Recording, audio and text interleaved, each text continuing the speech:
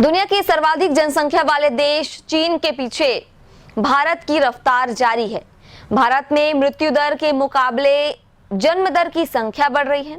इसके संभावित खतरों को देखते हुए जनसंख्या स्थिरीकरण पर काम हो रहा है।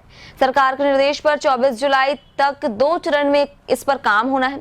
सहायक सामग्री के साथ साथ ऑपरेशन की व्यवस्था भी स्वास्थ्य विभाग ने कर रखी है।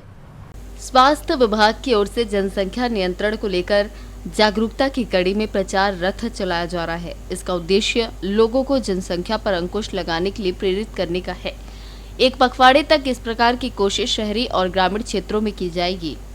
गांव-गांव में लोगों तक इस बात के लिए जागरूक करना कि जनसंख्या स्थिरीकरण पखवाड़ा प्रारंभ कर लिया गया है और इस पखवाड़े के दौरान हमारे जो स्वास्थ्य के कार्यकर्ता हैं, हम क्या क्या कार्य करेंगे उसको गांव में जन जन तक इस बात को पहुंचाने के लिए एक रथ हमारे यहाँ से हम लोग ने प्रारंभ किया था। बताया गया कि जनसंख्या रोकना कई दृष्टिकोण से आवश्यक है। 24 जुलाई तक चलने वाले इस कार्यक्रम में संबंधित लोगों को सहायक सामग्री उपलब्ध कराई जाएगी। अन्य स्थिति में ऑपरेशन भी किए जाएंगे।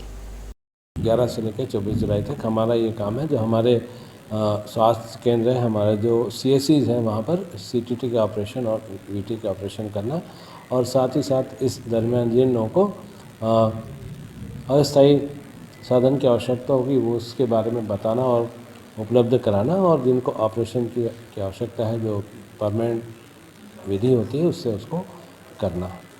अगर किसी देश में जनसंख्या तेजी से बढ़ती है तो उस देश में मौजूद आधारभूत संरचना और संसाधनों पर भी दबाव बढ़ता है। इससे देश का विकास प्रभावित होता है और फिर वह देश गरीबी के कुचक्र में फंस जाता है।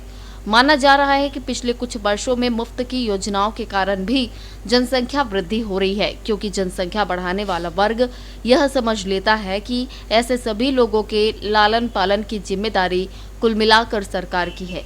इन बिंदुओं को ध्यान में रखते हुए भी भारत सरकार जनसंख्या नियंत्रण को लेकर लगातार प्रयास कर रही है। इस दौरान इस बात का प्रचार प्रसार भी किया जा रहा है कि जनसंख्या बढ़ने से परिवार के साथ साथ देश को भी कई नुकसान होते हैं।